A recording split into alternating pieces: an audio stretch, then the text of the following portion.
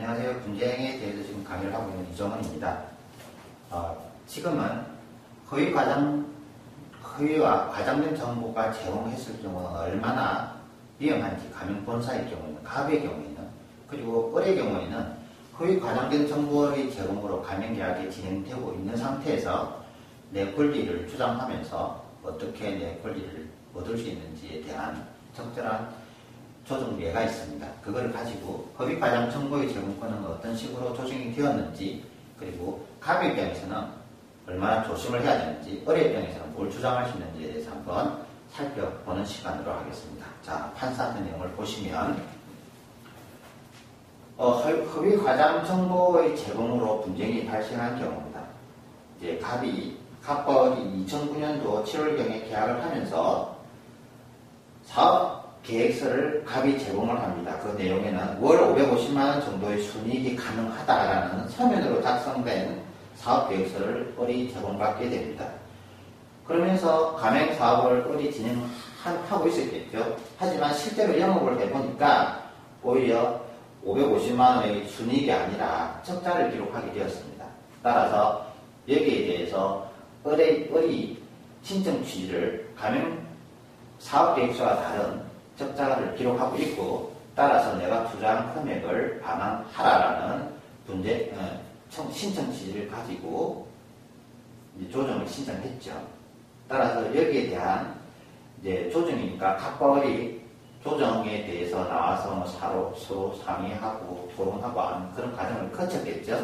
하면서 조정협의에서 어떠한 조정 결과가 나왔다고 하면, 가맹사업 제부조에 보시면 가맹희망자의 예상 매출액, 수익 매출 등 예상 수익 상황에 관한 정보를 제공할 때는 서면으로 하고, 이러한 허위 과장 정보는 제공하지 않아야 된다는 그걸 가지고 갑은 을의 정보를 인수하라는 조정 결과가 나왔고, 갑이 을의 정보를 인수하면서 조정이 끝난 이러한 경우가 있었습니다.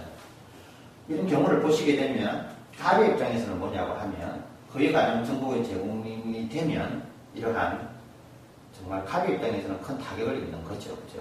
을이 사실 손해를 갑이 따는 결과고, 을의 입장에서는 뭐가 중요하냐면, 서면으로 정보가 제공될 경우에는 반드시 서면으로 제공받아라라는 우리가 교육을 한번 그거를 잡아낼 수 있겠죠. 그죠? 그래서 서면으로 일단 내용을 받았기 때문에 그거를 가지고 우리가 신청 취지와 신청 이유, 정보 서면 등을 제시하면서 나의 권리를 주장할 수 있게 되었고, 결과적으로는 투자금의 반환까지도 요구할 수 있게 되었다.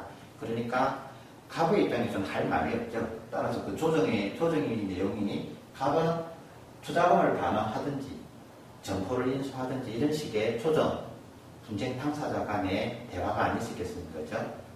이 경우에는 갑이 을의 점포를 인수하는 걸로 조정이 되었다. 상당하게 양심적인 본사라고 할 수 있겠습니다. 즉, 이러한 양심적이든 비양심적이든 을이 주장할 수 있으려면 내가 제시할 수 있는 자료를 충분히 가지고 알면서 계약을 하셔야 될 거다.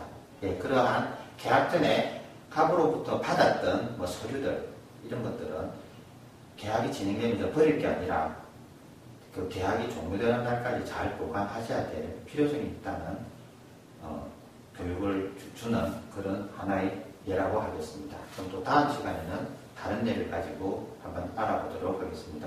수고하셨습니다.